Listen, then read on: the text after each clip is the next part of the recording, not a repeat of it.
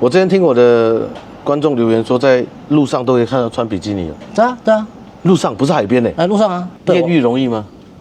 你敢讲的话是有机会的哦。那个绿岛嘞？你知道什么是小帮手吗？小帮手就是。不是你全欢迎来口讲页面，这集是 Part 2。可是如果没有看过我们上一集的影片呢，上一集我们在介绍台湾的潜水跟马来西亚潜水的各个潜水点的不一样。我觉得台湾比较方便啦。方便在哪里？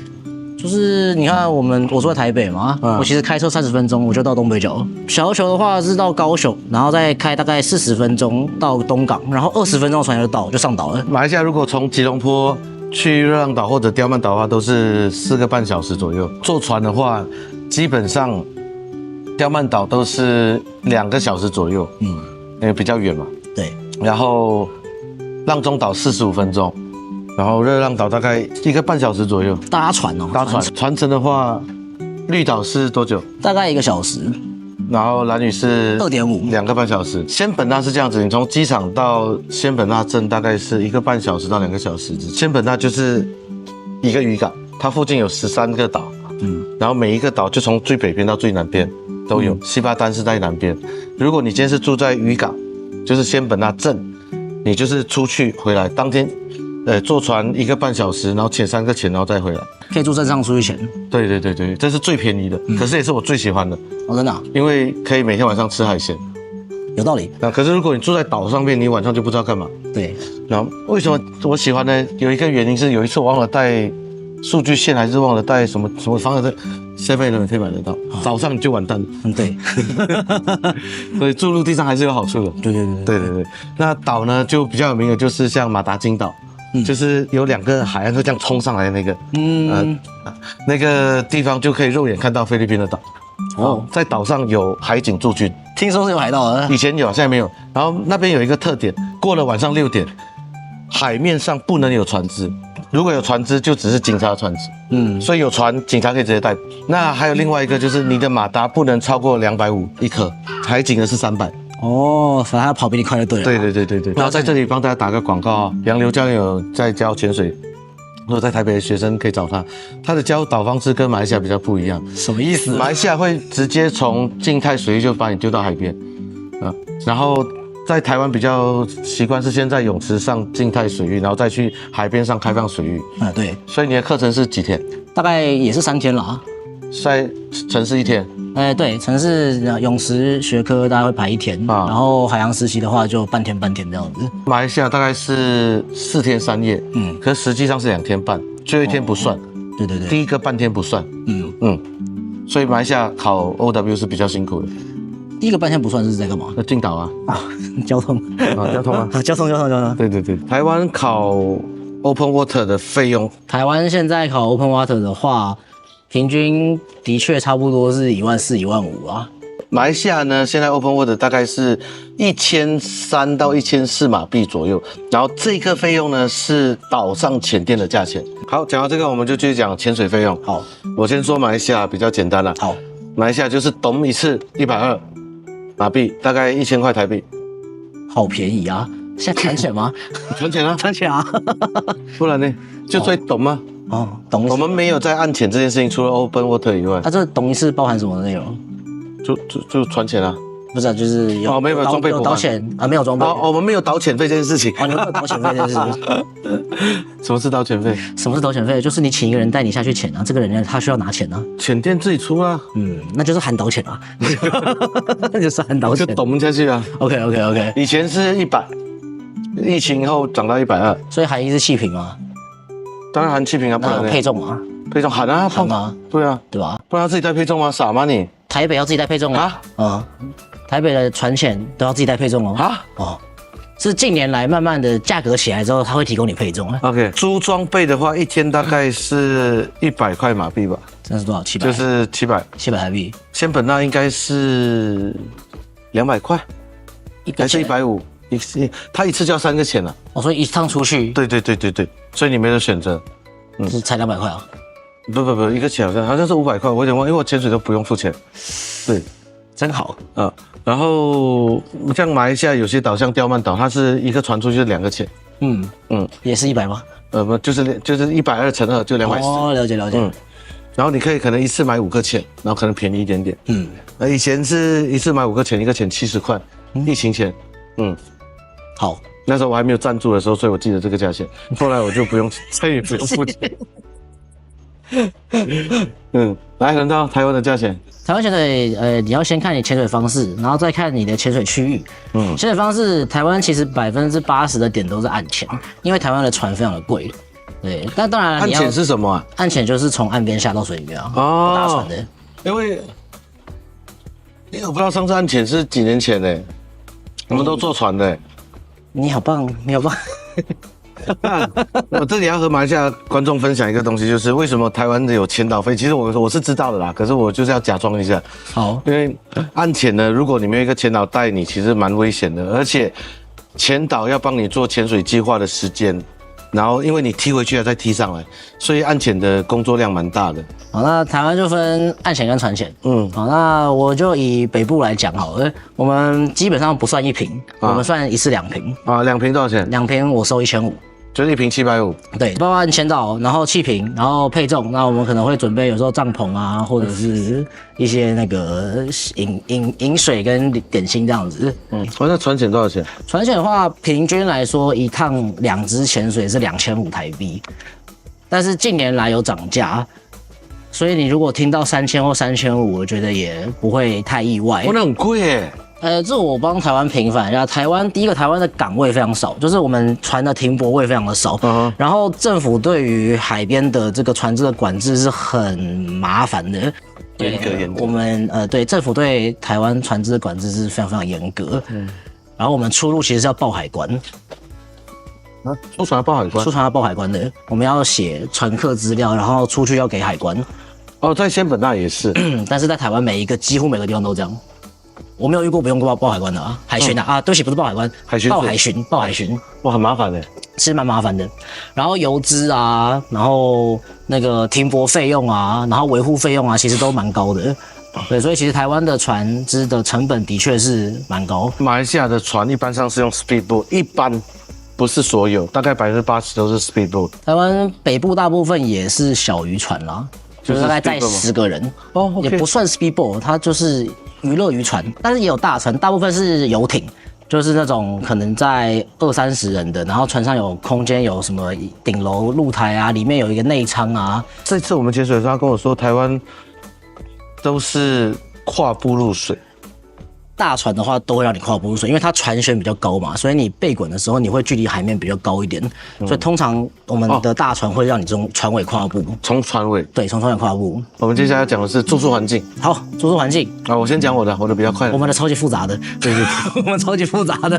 热浪岛呢，基本上都是用人头算。现在4天3夜不包含潜水，大概1500马币，包3餐，1个人头不是1间房觉得不贵全包你吃完之后，你晚上出去喝酒还要再付钱的再付。你会包含酒钱没这回事？不包酒。它的酒1瓶1个 can 是15块马币。接下来就是天鹅岛，它真的是一个很小的岛。它在今年以前电话收讯都没有，网络都没有。它今年刚装了 Elon Musk 的 Starlink， 所以进去3天你完全没有网络，与世隔绝，好开心啊！对，我曾经在那边就是输了2万块的比特币。2万 U 因为进去收不到讯号所以你就出来就跌了，来不及卖掉。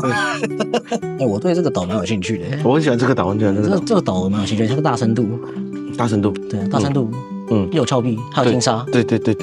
刁曼岛呢就比较特别一点，它是一个甘蹦就是一个村。它里面就有很多不同的村，有很多村长，不同村就有不同村长嘛。我最常去的就是帕雅村，就是第2个村，就是由南到北的第2个。村长管所有那个码头的一切事情。真假的？是。好。然后你在那里呢，你开任何的潜店，你都要雇佣当地人当你的船长。知道为什么吗？合理。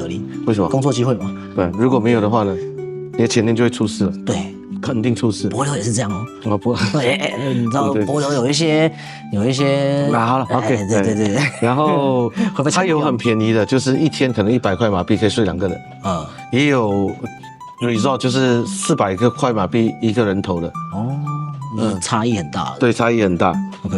吃的，当然它是一个免税岛，所以啤酒很便宜，一箱24罐，100块马币。居然是免税岛，买爆。以前是连香烟都免税，好像前几年就疫情的期间就取消这个事情。东马仙本那边就更复杂了，他们有水上屋，一个人头一天大概是1500马币，大概就是12000。哇，一天哦，一天。也有在本岛住那种旅馆大楼，可能150块马币一晚。就可能这个房间就2个人，就看你怎么选择你的住。对，然后吃就真的很便宜。台湾其实台湾的住宿也是分你是离岛的住宿还是你在本岛的住宿。东北角我们不算嘛，因为台北过去嘛。兰屿、绿岛、小琉球我们另外讲。然后这个垦丁恒春是一个点嘛，澎湖我们就不打算提了。不提啦，好。垦丁恒春的住宿怎么样？其实只要你跟着前店的住宿住，都不会贵到哪里去。你只要住前店提供的住宿，通常都是蛮友善的价位啊。背包房大概800块一个人，800到1000。恒春离垦丁很远，所以恒春镇上的住宿稍微比较便宜。那前店提供的有时候又会再有便宜点，可能在2000多块左右吧。我问一个问题，嘿。所以前点是恒春多还是垦丁多？其实是叫后壁湖，后壁湖才是潜水的地方，但它应该算是恒春。小琉球的话也是一样，背包其实差不多，全台湾的背包都大概在这个价位，800啊、1000啊这个价位左右。以前有500块左右的，但是现在已经慢慢没有了。双人房这种的话，小琉球大概最便宜的就是我配合的店是3000块左右。绿岛住宿选项比兰屿多很多。OK， 绿岛的话一个套房。因为我都跟熟的配合，所以我想一下。等一下。台湾说的套房是有厕所，没有厕所叫雅房。OK， 来继续。好，没错。大概也是2-3千块左右。2500啦。好，就算它2500好了。兰屿非常的复杂。因为兰屿其实是非常特别的一个地方，它是达悟族的岛，在岛上的土地房子都是属于达悟人的，所以你外面的人要进去开店是很困难的一件事情，所以它的价格其实非常掌控在当地人的手里。所以你如果去兰屿住的话，你就先不要讨论有没有什么豪华住宿，我觉得应该是没有。就是可以睡觉的地方，那大概一个房间差不多啦，也是3-4千块啦，更贵啊，最贵是兰屿啊，兰屿很贵哦，最贵是兰屿啊，最贵是兰屿哦，兰屿好的民宿就是这种好的民宿，一个晚上大概有3-4千块，好的还是正常的啊？正常，不好的也不好的话呢，没有好的。跟我这样讲会不会被揍？小琉球、绿岛跟兰屿就是美女比较多是哪里？这是可以讲的吗？可以啊，当然了，可以讲啊。那我觉得还是小琉球吧，因为人口基数多哦。小琉球旅客多，小琉球旅客非常非常多，目前应该算是台湾离岛第1名了。哦，对，而且是逐年增长。哦，是哦 ，OK， 对，所以它的基数比较大的状况之下，你比较容易遇到美女。我之前听我的观众留言说，在路上都可以看到穿比基尼了。对啊，路上不是海边路上啊，就穿比基尼这种。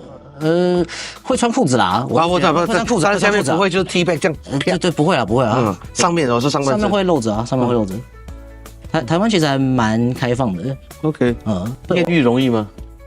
你敢讲的话是有机会的哦，对，敢讲的话是有机会的。想要艳遇就去小琉球，台湾其实讲求一个你情我愿啦。只要你不是这个用药的啦，不是这个灌醉的啦，对不对？不要强迫的啦，不要违反人家意愿的。其实你们要做什么，大家都是觉得成年人嘛，自己负责嘛。那个绿岛嘞？你说小帮手的故事吗？不是，小帮手是谁？就是小帮手，你知道什么是小帮手吗？小帮手就是是这样，因为台湾的潜店的时间很短，所以其实请一个 full time 的 staff 是很难的。然后你如果是请正式员工的话，你要付非常非常多的什么劳健保相关的东西。所以其实台湾的潜店有一个东西叫做小帮手，小帮手就是比如说旺季的时候，可能这个4到10月这段时间，那你就来打工换宿或打工换证。对，现在也是很流行打工换证。对，那他们就叫做小帮手。对，那小帮手就是会到岛上可能1个月或是2周、2个月、3个月这种，他们就是这段时间在这个潜店或是民宿帮忙，换证或换宿。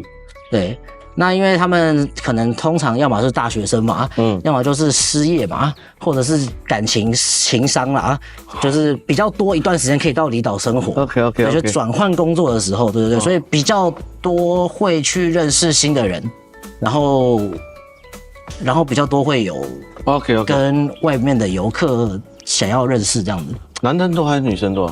女生蛮多的，所以绿岛小帮手是这个意思。到处都有小帮手，但是绿岛小帮手很多。哦，是哦，然后小帮手很多。哦，情商嘛。不一定啦，大学啊，体验人生啊，很多啊。哦，然后马来西亚的打工换证哦，很可怜，怎么样？当小黑这样一直要搬气瓶。哦，台湾的不用，台湾的小帮手这个很厉害的哦，我们还听过有小帮手比老板还晚上班的。那就跟老板一起睡嘛。不是不好说。没有，我没有这样讲，可能是跟老板以外的人啦，但是就是，我们刚为什么聊到这里啊？不要美女多，美女多，绿岛美女多吗？也蛮多的哦，而且很热情哦。我觉得会到外岛的通常都比较开放一点点。对，但是兰屿要注意，因为兰屿其实还是达悟族传统的地方，所以其实兰屿上面女生穿太少，他们当地人是会不开心的。对，我还有一个问题，租摩托车多少钱？租摩托车平均的话，以小琉球来说，大概是400块左右一天，包邮的。小琉球的还有包邮啊，包邮资，食物啊，吃啊，因为我刚刚那个 resort 那个都讲，我们大部分都是 resort 嘛，都包吃嘛，包去吃海鲜嘛。对。那小琉球跟绿岛跟兰屿吃是怎么样？我喜欢吃小琉球的小吃摊，就是什么面店啊，然后吃一点什么饭啊这种的，吃的就跟台湾一般吃的东西差不多。我常看到什么 YouTuber 啊，拍说5大小琉球必吃10大美食推荐这种。这个我是不会拍这种东西啦，虽然我也不是 YouTuber，那其实是跟本岛一样，其实差不多。然后它的消费如果你想要知道小琉球食物的物价的话，就跟台北差不多。那还好啦。对，那还好。好贵啊。那绿岛嘞？绿岛因为我常看到什么限定，我就觉得干一定是骗人的。你说小琉球限定吗？对。啤酒是真的啦，开普敦啤酒是限定的，小琉球限定的。绿岛的话，大部分就2种嘛，一种也是去吃这种什么网美餐厅、简餐店，吃一些套餐定时意大利面这种，消费大概在300-500块一个人一餐，所以大部分是吃这种不然就是吃小面店那是比较少。对，所以一样就是跟台湾差不多了，真的差不多。价钱就跟台北一样，可能比台北再贵一点点吧。可大部分都差不多了，大部分差不多，就差不多。对。好，最后一个我就想问的就是台湾潜水的潜规则啦。好啊，你问啊，这是什么潜规则？有什么潜规则吗？就是学生啊、教练啊那种。你是说哪种潜规则？就那种上床的吗？不然呢？我们下一个，拜拜。